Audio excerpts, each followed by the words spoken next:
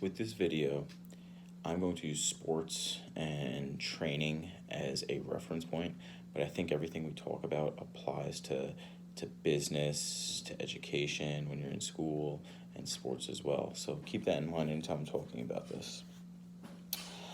Today I'm going to be talking about what it takes to be excellent. All right, excellence is what we're talking about today, and how to be truly great and truly excel at anything you do. Before I talk about this article that I read, I think it's important to use a story. Probably 6 or 7 years ago, I went to a USA Triathlon certification.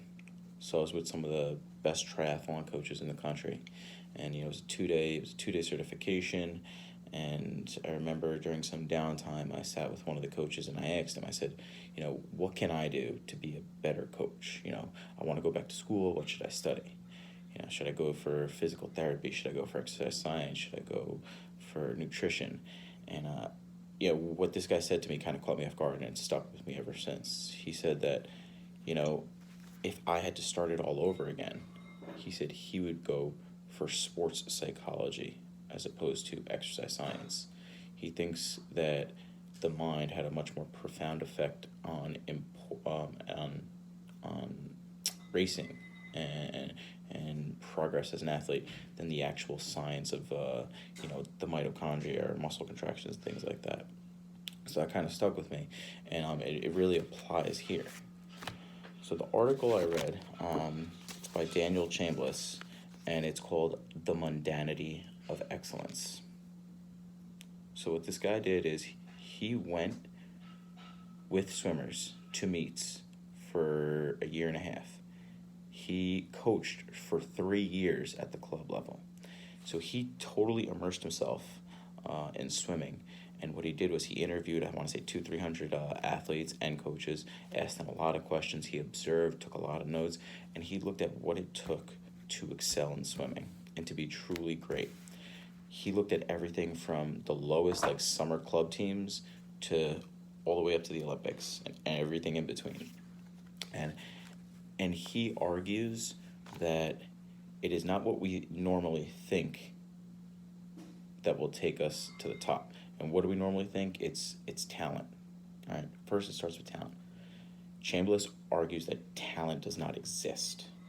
We came up with this term talent because we can't really describe why people excel at something. He argues that talent mystifies true success. So I think it's important to first realize that forget about talent, right? If you see someone doing really well, stop thinking that, he's the most talented person, he's super talented, right? What that does is if you see somebody win an Olympic gold medal, right, and they destroy the competition, oftentimes you're not going to realize what went into that. No one will ever really realize what went into that gold medal, right? There's so much behind that, and talent is dismissing all of that work that took to get to that point. So then what helps get you to that level?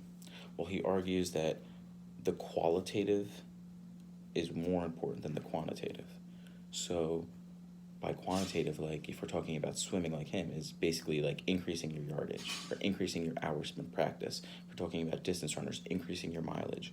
That is not necessarily what it will take to get from point A to point B to point C to point D, right? I have plenty of runners that are running, that I know are running 60, 70, 80 miles a week. 80 miles a week, there's plenty of collegiate runners that are doing that and succeeding in running 405 miles, 4-minute miles and 80 miles a week, right? But why are my runners who are running 60, 70 miles a week not running anywhere near that, okay? He argues that it's the qualitative, right, not those quantitative increases. So the qualitative would be all of the little things, okay? Really emphasizing, if in swimming he talked about flip turns, being great at flip turns. He emphasized in swimming, really emphasizing perfecting your pull, right? And you can't really accurately describe that quantitatively. Like, how do you get really good at your pulls on freestyle, breaststroke, whatever it is, right? making those perfect, and then the next day coming and making it even better, and then ingraining it so it's so natural, and it just becomes you, right? Those qualitative changes are what it takes to become the best in your sport. You know, I would take it a step further. I've spent the past few months wondering, like, why Ryan Curtis got so good in track and field this past year. And I would say Curtis was not the most talented athlete. I mean, did he have talent? Absolutely. As a sophomore, he showed promise. But why did he beat people this past year that were way more talented than him? Why there's plenty of runners from North Rockland that were more talented than him that don't have the records that he has. Ryan does what this article talks about and what Travis Mash talks about. He masters the mundane, the little things. Something's bothering him, saw the trainer almost every single day before practice, saw the trainer after practice. I know he skipped, going out doing things so he could go home and get sleep. He wasn't up till 3 a.m. every night like some of you are, playing video games, doing other things. He would get sleep. The nutrition side probably wasn't there for Ryan, but it's those little things that done over time will continue to develop you, right? Look at, if you're looking at another athlete, look at Joel Gucciardo, right?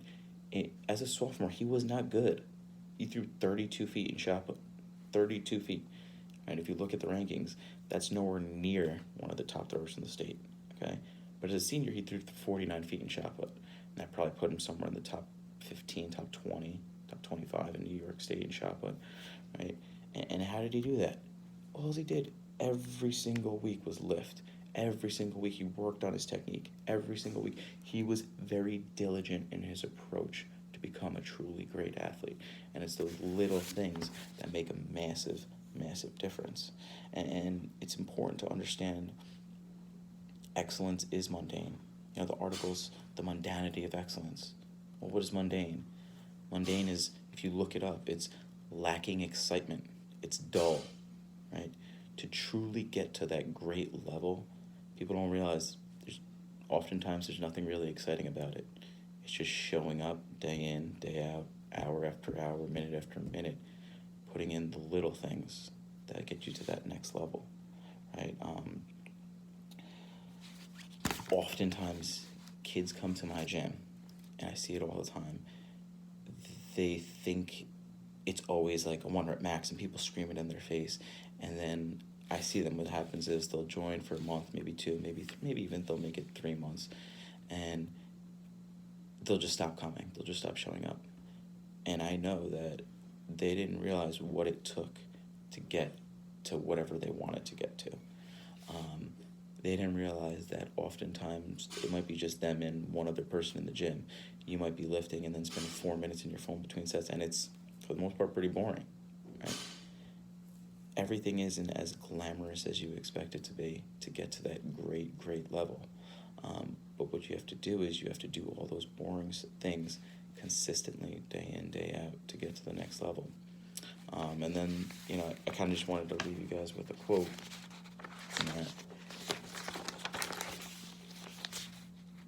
There's no secret, right, to being great. There's only the doing of all those little things, each one done correctly, time and again, until excellence in every detail becomes a firmly ingrained habit, an ordinary part of everyday life. Think about it.